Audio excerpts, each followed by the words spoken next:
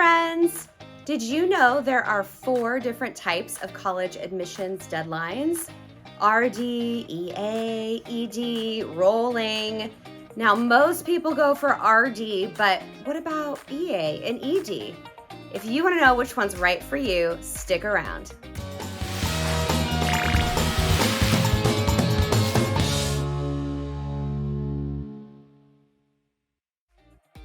There are 4 types of college admissions deadlines.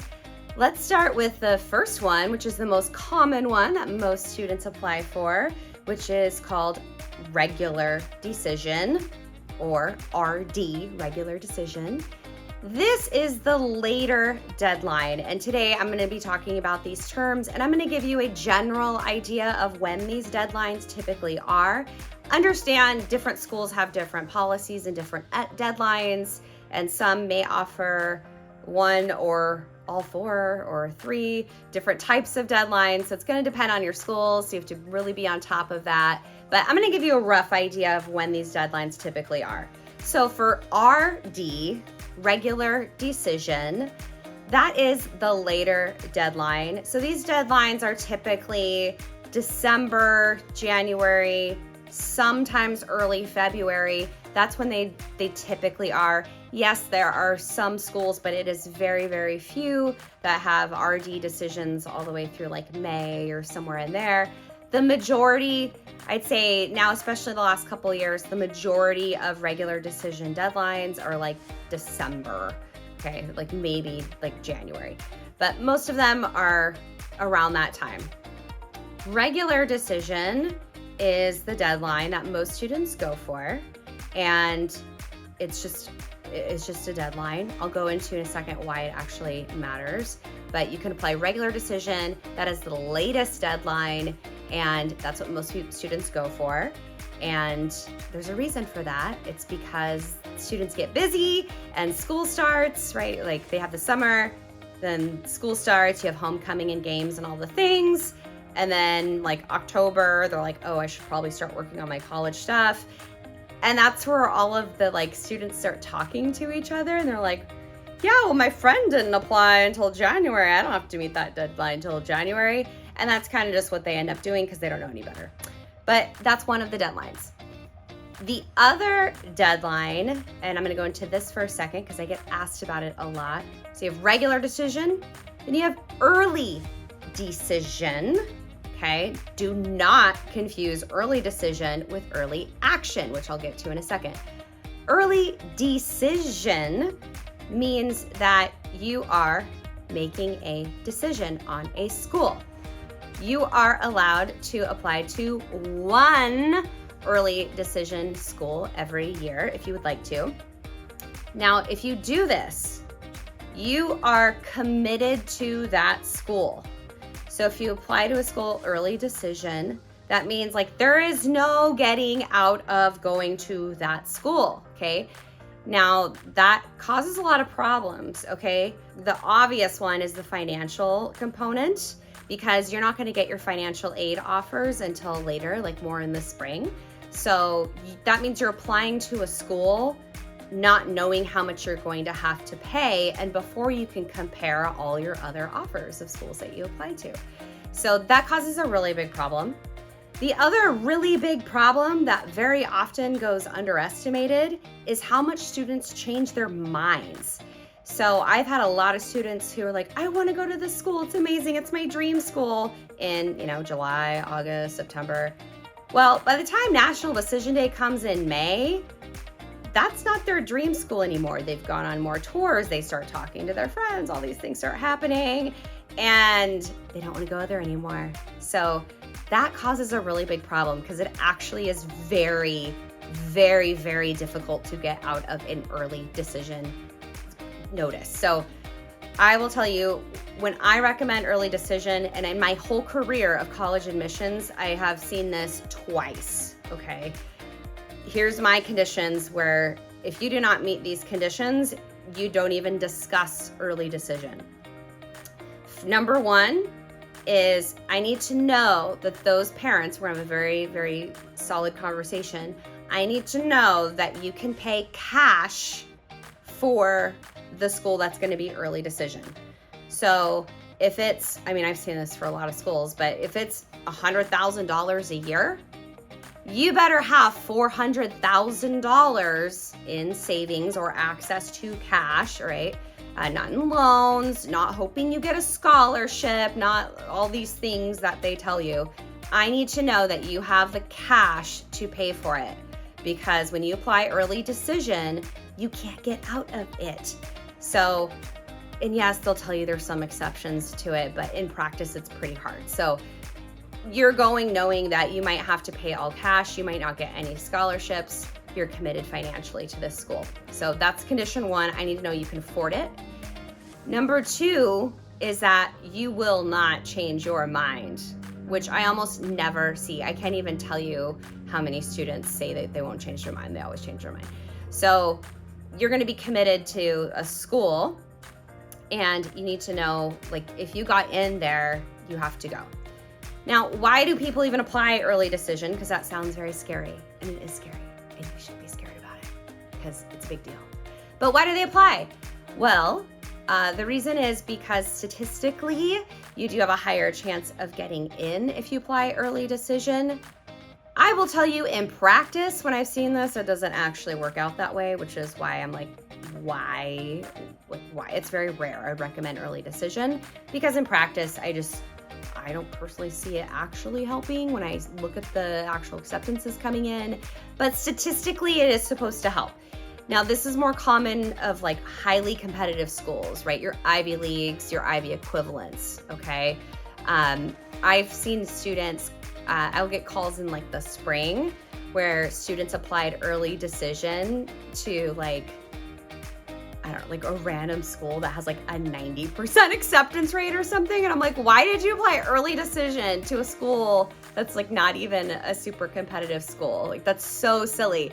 But they'll be like, I really wanted to go there. It's my dream school. And I'm like, you would have gotten in anyway. Like, why are you applying early decision? That's so silly.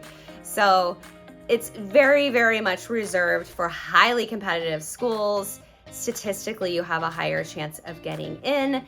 And that's fine. But if you have a dream school and you want to apply early decision and it's highly competitive and you have the money to pay for it cash, okay, do it. Like I said, I've had students do it before. It's just very rare, and you do want to take it seriously. But if it's something you really want to do, then yes, you can do that. All right, so we've covered regular decision. We've covered early decision. What is early action? Okay. Early action is the earlier deadline. So if you think of it as the regular deadline versus the early deadline, it's really that. Early action deadlines are usually the big one, like the majority of them are November 1st. Okay, so November 1st of your senior year applying is the early action deadline. Sometimes it's November 15th, and then sometimes it's like a random, like December 1st or something. But I'm gonna say experience 80% are November 1st. So with my students I work with privately, we're always going for the November 1st deadline. Now, why apply early action? I'm gonna go into a lot more detail in this in a different video, because it actually has a lot of implications that make you very competitive and saves you a lot of money. So it's early action. But just to very, very quickly cover some of them, for me, actually, the biggest one for early action, statistically, it increases your chances of admission. The statistics, about 33%. Obviously, that's going to depend school to school. In practice, I've seen it, where it's actually significantly higher. I've seen it significantly lower, but it generally increases your chances of admission. So we want to give every advantage that we can. So early action does that. It also can increase your chances of getting money. If you think about it as like, colleges only have so much funding. There's a full pot of money in, think of an academic year, not a calendar year, an academic year, which is, like September-ish. Then there's a full pot of money in November, right? Versus when you start calling in April, May, June, July, August, right? Like way later in the academic year, the money can be gone. So we want to get it when there's a little bit more money. The other big thing, and to me, this is as a college consultant working with students, this is the biggest thing, like in practice that I find the biggest benefit too, is that it's just done and out of the way. Okay, it's stressful. College applications are very stressful for everyone. Okay, parents, the students, me, their high school counselors, college applications are stressful. Okay, and it's so nice to have acceptances because my students every year, I have students that get acceptances in July. Yeah, I said July. July of junior year going into senior year. Okay, July, August, all the time. My students get acceptances in August all the time. Okay, September, 100%. My students have at least some. Okay, not all, because a lot of schools won't give you acceptances that early, but they at least have one. Okay, majority, basically actually all my students will have at least one, and some will have half a dozen. It depends where they're applying, but man, to get that first acceptance letter, and you get them so fast. Like I'll have students submit, whatever, let's say August 15th. You'll have acceptances like August 18th, August 25th, like within a week. It's fast because college admissions officers have no other applications. Like you're like the first one to come in and you get them really fast. And the stress relief of that is huge. So it's always super exciting because they work so hard and those first acceptances come in and they're like, oh my God, I did it. And they're going to school. Like it's exciting, right? So that's a big thing. And if you wait until like January or whatever, like that just becomes really stressful. And it's, beginning of the school year, homecoming, all the like football games, all the things, and you're just really busy. And it's nice to have that weight off of your shoulders. So the stress relief is another big reason for early action. Again, I'll go into more details and like in practice how this works in a different video, but that's basically early action. And then we have the fourth type, which is rolling admission. Now, most rolling admissions deadlines also have like an actual deadline attached to them, but rolling basically means that they'll review your applications as they come in. So, like I said, a lot of my students who have acceptances in like August even, those schools might have an early action deadline, let's say November 1st, but they might work on rolling admissions, which is actually a lot of schools. Like it's like probably most schools. So if we submit in August, obviously we're months early, okay? So we more than met the deadline. But if they're on rolling admission, they're gonna review your application right away. Like I said, they usually don't have anybody in line at that time, okay? So rolling admission just means that they're reviewing the applications as they come in. Some schools do that. Like I said, some schools don't do that. Some schools have like dates where I'm making this up, but like, for example, like their deadline might be, regular decision deadline is January 1st or whatever, January 3rd, whatever it's going to be that year. And they're not on rolling. Okay. So if they're not on rolling, that means they're basically, you could turn that thing in November. And if they're not on rolling and the deadline's January 3rd, they are not looking at your application until in January or later. It takes them longer. But the reason for that, those are the schools that they want to make sure all students have their stuff in because they want to pick from the whole application pool, which means they're looking for kind of the best of the best. Okay, so some schools work that way, some schools don't.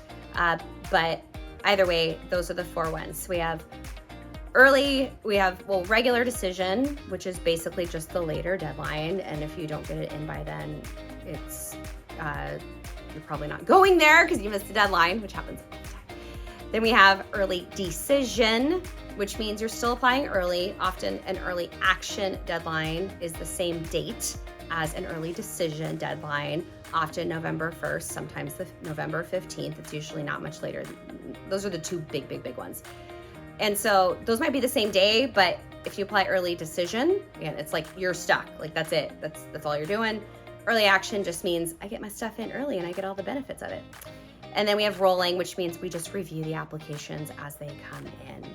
So if you want to learn more about this, then I'm going to go into a lot more detail of early action because it will affect your application timeline. And there's also a lot more to know about that. It's super, super important and can really boost your chances of admission.